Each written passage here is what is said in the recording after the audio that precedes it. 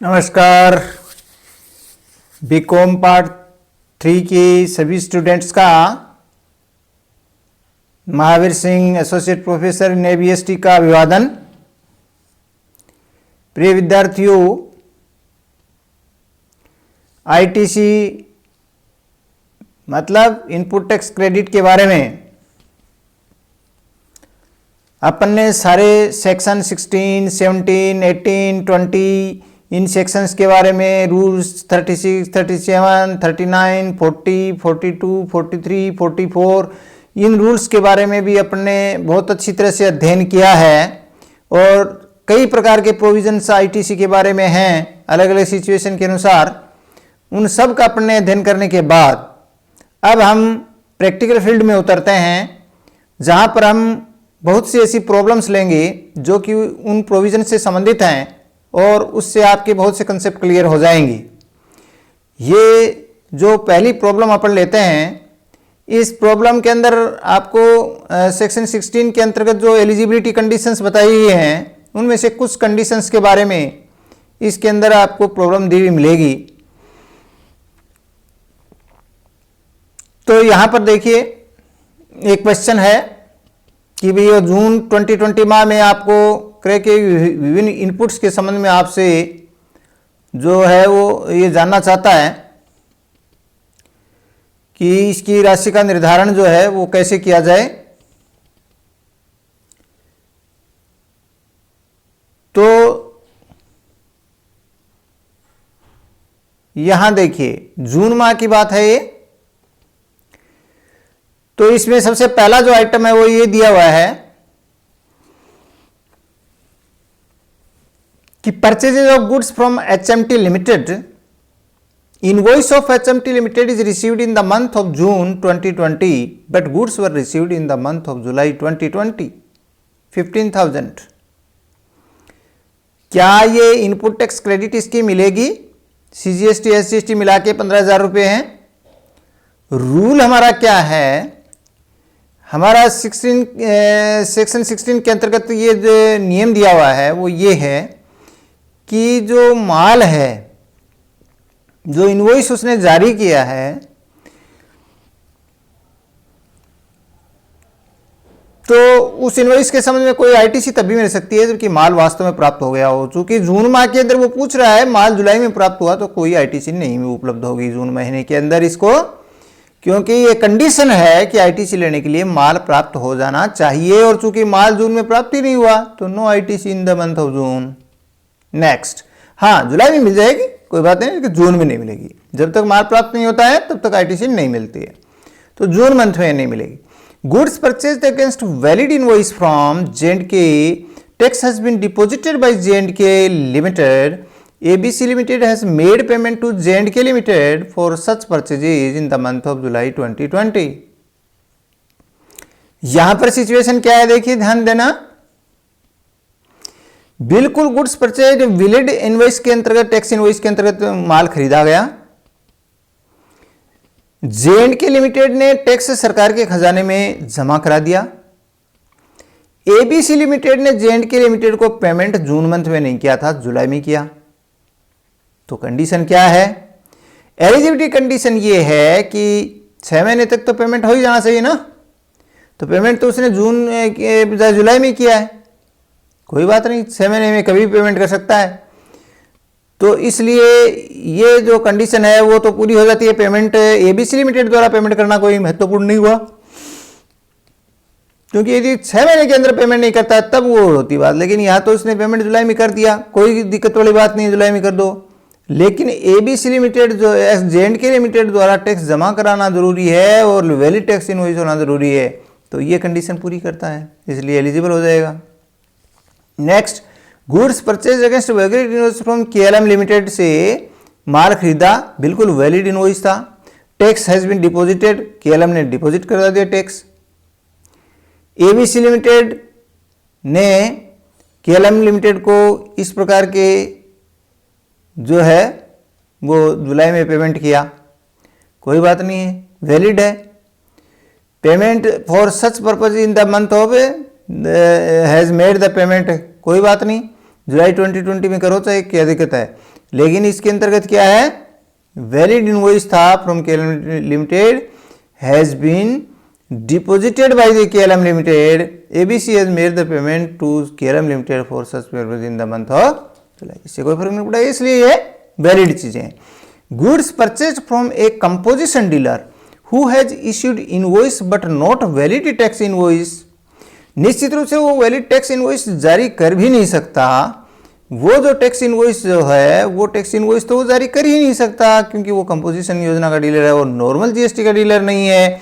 इसलिए जब valid tax invoice जारी नहीं कर सकता तो फिर उसको आईटीसी भी नहीं मिलेगी, इसलिए ये डिसअलाउड है, 8100 नहीं मिलेगा।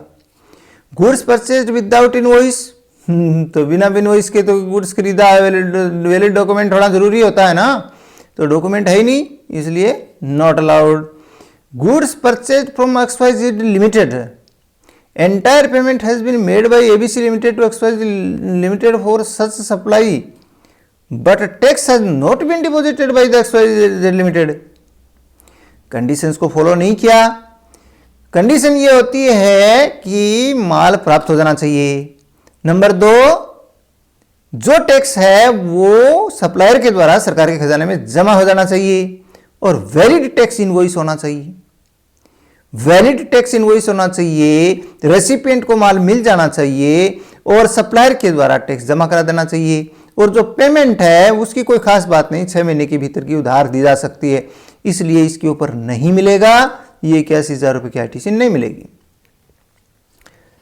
Purchases of goods not to be used for business purpose, से सवाल ही नहीं मिलने का, केवल बिजनेस पर्पज के लिए ही जो यूज होता है तभी इसकी छूट मिलती है आईटीसी की, तो ये नहीं मिलेगा 9450 भी। Goods purchase from PKR limited which is to be supplied in 3 instalments, only 1 instalment of goods received in June but rest 2 instalments will be supplied in July 2020। तो नियम क्या है, जब तक अगर किस्तों में इंस्टॉलमेंट्स में अगर कोई गुड्स रिसीव किया जाता है, तो जब तक लास्ट इंस्टॉलमेंट रिसीव नहीं हो जाए तब तक, जब तक लास्ट इंस्टॉलमेंट रिसीव नहीं हो जाए तब तक, जब तक लास्ट इंस्टॉलमेंट नहीं मिल जाए तब तक क्या है,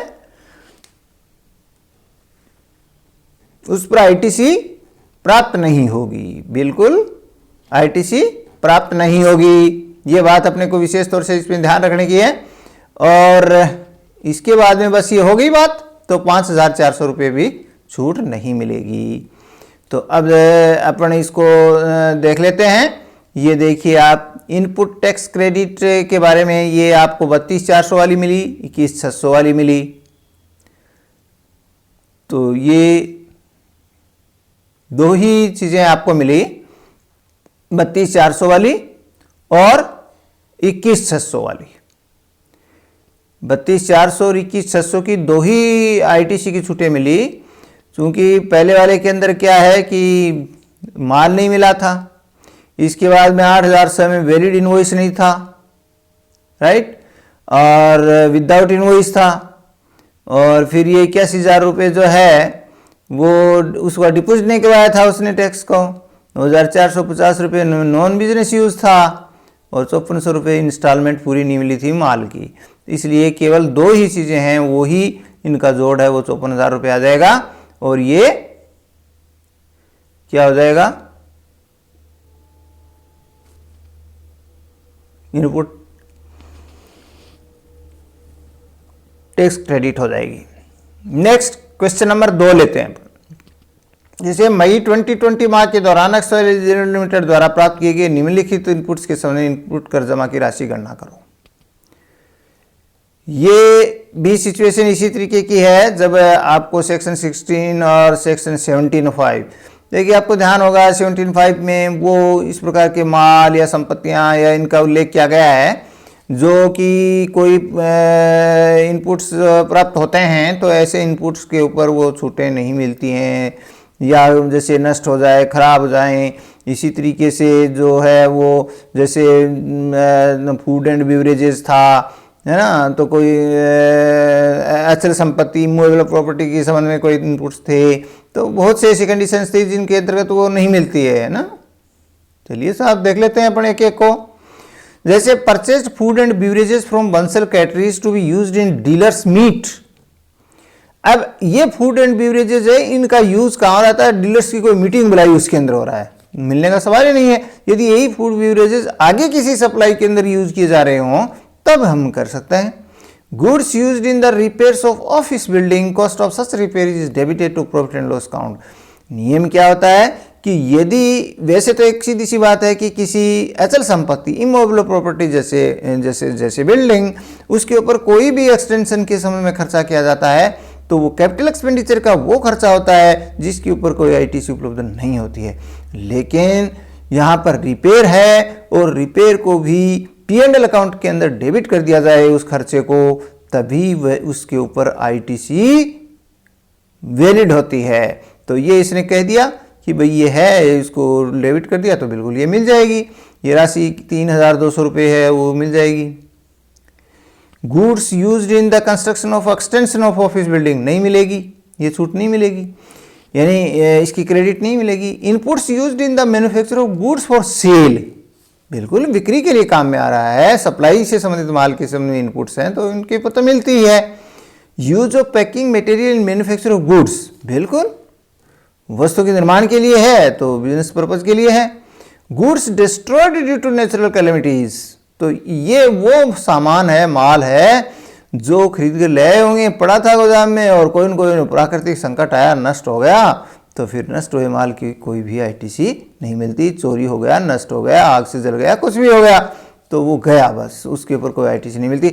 goods used for setting up telecommunication tower which is an immovable property, तो ये बिल्कुल दूरसंचार के जो टावर लगाए जाते हैं वो इमूवेबल प्रॉपर्टी माने जाते हैं और इनके ऊपर कोई भी जो इनपुट्स हैं उनकी नहीं मिलती।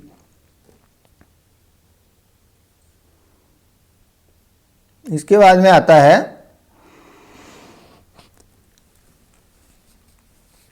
पेपर परचेस्ड फॉर फोटोकॉपी की machine in office building, office computer, मतलब ये फोटोकॉपी के लिए जो खरीदा गया है, पेपर्स परचेज हुए तो बिल्कुल बिजनेस पर्पज के लिए है तो मिल जाएगी। Distribution of goods by way of gift, उपहार में दे दिए, नष्ट हो गए, चोरी हो गए, जल गया, खुल गया तो इसी पर नहीं मिलती है, बिल्कुल जानते हैं हमारे चित्र की सेक्शन 17.5 के अंतर्गत हैं।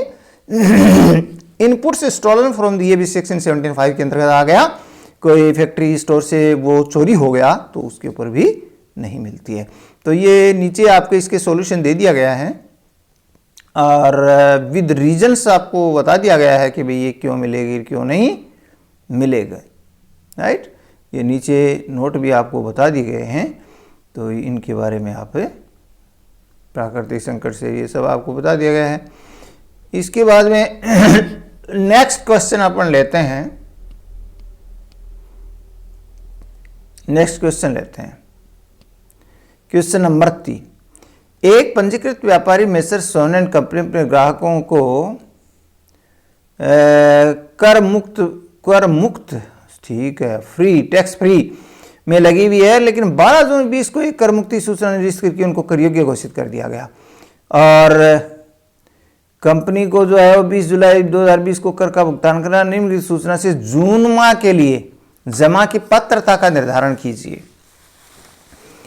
तो इसके अंतर्गत क्या है कि आपको एक बात सिचुएशन बताई भी है कि ये विशेष परिस्थितियां होती हैं जो कि सेक्शन 18(1) के अंतर्गत आते हैं।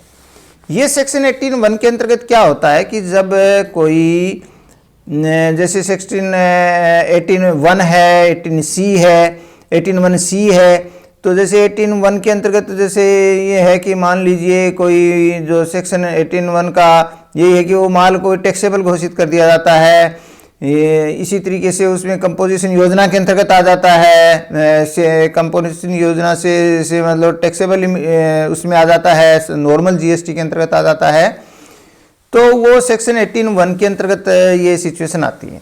तो वहाँ पर जब सेक्शन 18(1) के अंतर्गत जब टैक्स फ्री से टैक्सेबल कोई चीज़ बन जाती है तो ऐसे टैक्स फ्री गुड्स के ऊपर जो खरीदे हुए हैं उनके ऊपर चूंकि आईटीसी पहले नहीं मिलती थी लेकिन वो अब एलिजिबल हो जाता है। तो इसके अंतर्गत दो प्रकार के जो हैं वो इसके अंतर्गत होते हैं, एक तो इनपुट्स होते हैं और एक कैपिटल गुड्स होते हैं।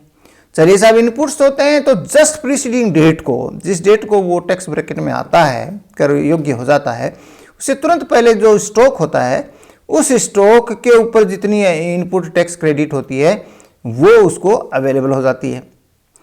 कैपिटल गुड्स के बारे में थोड़ा अलग है। कैपिटल गुड्स के बारे में ये कहा जाता है कि भाई जिस डेट को उसने पीछे का खरीदा हुआ है तो उसमें तिमाही या उसके एक भाग के लिए 5% कम करते हुए जो जितनी आईटीसी बचती है उसके ऊपर वो जो है उसकी छूट उसको मिल जाती है। तो ये इस तरीके से पात्रता का हम निर्धारण करते हैं। ये हमारा रूल है जो हमें पहले ध्यान होना चाहिए, उसके बाद हम सवाल के ऊपर उतरते हैं। जैसे इसके अंतर्गत ये कहता है कि 11/6 यानी उसको जो है वो डिक्लेयर किया गया था 12 तारीख को, क्या या कितनी तारीख को उसको निरस्त की गई, उसकी 12 जून को। तो हमारा नियम क्या है कि जस्ट पहले दिन यानी 11 तारीख को जो स्टॉक होता है उसके ऊपर उसको छूट मिल जाती है। तो जो उसके पास इनपुट्स थे वो दो ही प्रकार की चीजें होती हैं, तो इनपुट हो गया या कैपिटल गुड होगा। तो इनपुट उसके पास 1,60,000 रुपए के थे 11/6/20 को, और ये सभी जो हैं इनपुट्स वो 25/2 के बाद के हैं। ये डेट किस लिए देता है? ये डेट इसलिए देता है कि 12 महीने से ज्यादा कोई जैसे पुराने बीजक का है ना, तो उसके ऊपर आईटीसी मिलती नहीं है, वो 12 महीने के भीतर का होना चाहिए। तो 12 महीने के भीतर का ही है, 25/2 है तो 12 महीने तो अभी हुए ही नहीं ना।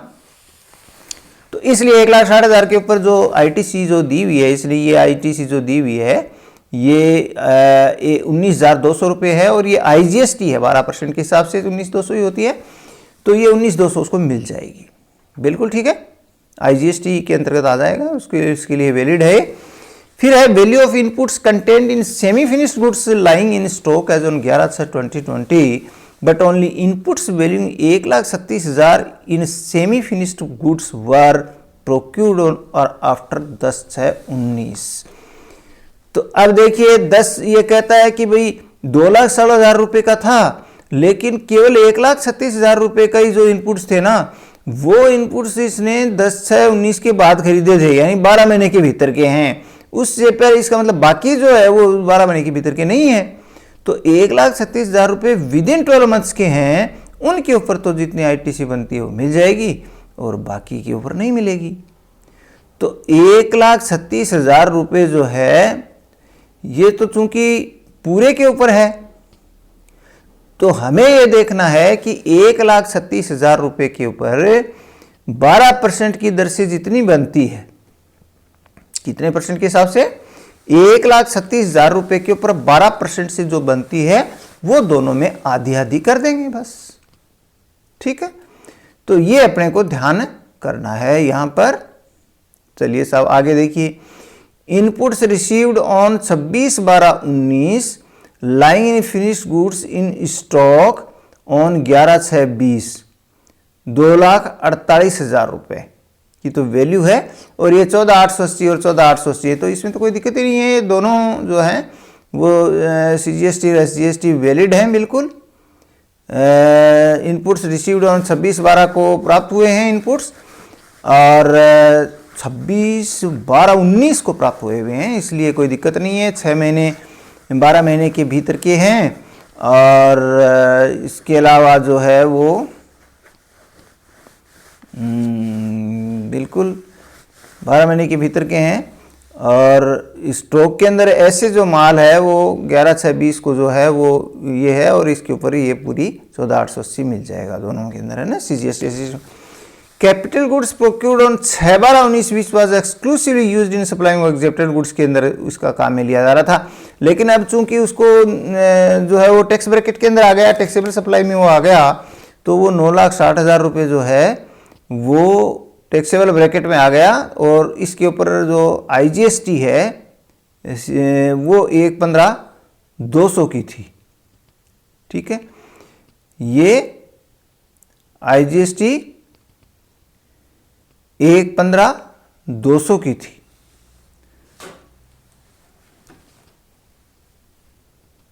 राइट, 1,15,200 की जो आईजीएसटी इसकी थी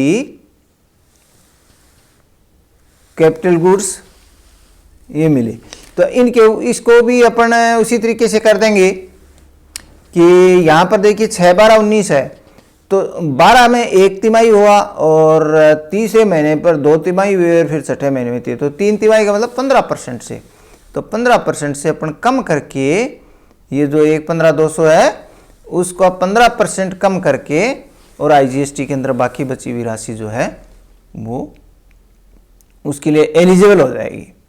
तो ये देखिए 19,200 बिल्कुल ऐसी कैसी IGST अपन लिख दी, और ये जो है 8,160 और 8,160 हुआ, तो इसके अंदर ये हो गया बस inputs in semi finished conditions stock on 11/6/20 only 1,37,000 रुपये के ऊपर 12% की दर से जो है वो 16,320 रुपये बनता है। ठीक है, और इसका आधा आपने कर दिया। ये 14,880 पूरा ऐसा कैसा था ही, कोई दिक्कत ही नहीं थी इसके अंदर।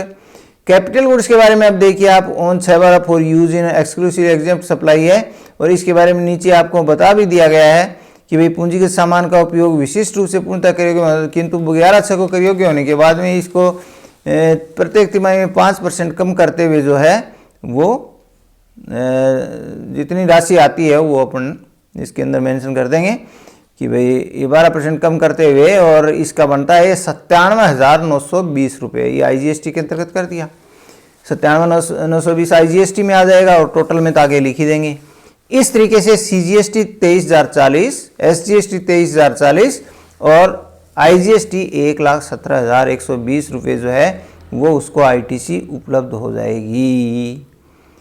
तो ये जो है वो जब एग्जेम्प्ट से टैक्सेबल के अंदर आ जाता है तो फिर अपने को ध्यान रखना है। इसमें सीधी सी बात है कि चाहे वो इनपुट्स के बारे में तो कोई प्रॉब्लम है ही नहीं कि अगर वो एग्जेम्प्ट से टैक्सेबल के अंतर्गत आ जाते हैं तो जस्ट पहले वाला जो स्टॉक होता है उसके ऊपर अपन कैलकुलेशन कर लेते हैं कि भाई कितना बनता है उतना ITC उसकी हो जाएगी। लेकिन कैपिटल गुड्स के अंदर ये कहता है कि भाई आपने जब तक कैपिटल गुड्स को काम में ले लिया है तो उतना एक तरह से उसको कम करके और बाकी जो इसकी ITC बनती है वही एलिजिबल होते हैं। तो जिस डेट को कैपिटल गुड खरीदा वहाँ से लेकर के और जिस डेट को वो टैक्सेबल घोषित किया गया है उस तक की जितनी भी तिमाही बनती हैं किसी 3 महीने के लिए उसके भाग के लिए एक तिमाही पूरी मान ली जाती है।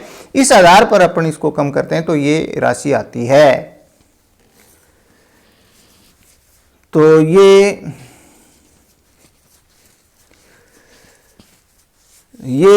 जो है ये अपना यहाँ पर पूरा कैलकुलेशन जो है वो अपन ने कर लिया है। तो ये इस तरीके से ये तीनों जो आज के जो 3 क्वेश्चंस अपन ने डिसाइड किए थे वो तीनों प्रॉब्लम अपन ने सोल्व कर चुके हैं, जिसमें काफ़ी चीज़ें जो हैं वो आपके यहाँ क्लियर हो जानी चाहिए कि भाई कौन से आइटम्स इसके अंदर आते हैं कौन से नहीं आते हैं। तो सेक्शन 17(5) के अंतर्गत तो बहुत सी चीज़ें ब्लॉक्ड है, ITC के अंतर्गत आती हैं, और इसके अलावा सेक्शन 16 में भी पात्रता निर्धारित की गई है। तो आज के लिए अपन इतना ही देखते हैं। ये 3 प्रकार की प्रॉब्लम अपन ने ली हैं जो कि 16 और 17 सेक्शन 17(5) से रिलेटेड हैं विशेष तौर से। कल अपन जो नेक्स्ट वीडियो अपन लेंगे उसके अंतर्गत अपन जो है वो इस तरीके की ITC से रिलेटेड क्वेश्चंस होंगे जो कि सेक्शन 18 से रिलेटेड होंगे, 18(1), 18(3), 18(4), 18(6) है ना। इस तरीके से जो है वो अलग अलग सेक्शन के कौन से प्रैक्टिकल प्रॉब्लम्स बनते हैं, सेक्शन 20 के सेक्शन है ना। इसी तरीके से रूल्स में भी आता है कि भाई रूल्स 40 और 44 जो रूल्स हैं वो स्पेशल वाले के लिए होते हैं, स्पेशल सर्कमस्टेंसेस वाली जो होती है ITC उसके बारे में होते हैं सेक्शन। और रूल जो 42 और 43 हैं वो एक्चुअल में कॉमन क्रेडिट से रिलेटेड रूल्स होते हैं जो कि सेक्शन 17(1)(2) के अंतर्गत होती है। तो वो जो रूल्स और सेक्शंस के हिसाब से जो क्वेश्चन अपने बनते हैं वो क्वेश्चंस अपन मोटे तौर यानी यहाँ पर आपको क्या देखना है कि क्वेश्चन आपके सेक्शन 16 एलिजिबिलिटी वाले, सेक्शन 17(1)(2)(5) वाले, इसके अलावा सेक्शन 17(1)(2)(5) से रिलेटेड हो, फिर सेक्शन जो है वो 18(1)(a), 18(1)(c) के अंतर्गत वाले हों, सेक्शन 18(3) वाले हों, सेक्शन 18(4), 18(6) वाले हों, और इसी तरीके से सेक्शन 20 वाले हों। तो ये क्वेश्चंस मुख्य रूप से ऐसे होते हैं जो कि इनपुट टैक्स क्रेडिट से रिलेटेड होते हैं। तो इनके बारे में अपन बाकी आगे सेक्शन कल विशेष तौर से अपना फोकस रहेगा वो सेक्शन 18 के बारे में रहेगा, जिसमें सेक्शन 18 के बारे में बहुत सी अलग अलग परिस्थितियों की, क्योंकि 18 विशेष परिस्थिति वाली जो सिचुएशन है वो आती है, तो वो अपन देखेंगे। तो ये जैसे आज भी कुछ अपन ने सेक्शन 18 से रिलेटेड थोड़ा बहुत, तो इसमें स्पेशल सर्कमस्टेंस का एक क्वेश्चन अपने आ गया कि वो पहले तो टैक्स फ्री थे, अब वो टैक्सेबल हो गई, तो इस विशेष परिस्थिति डेवलप हो गई। तो उससे रिलेटेड और भी कुछ क्वेश्चंस होंगे, वो अपन कल करने का प्रयास करेंगे। धन्यवाद, नमस्कार।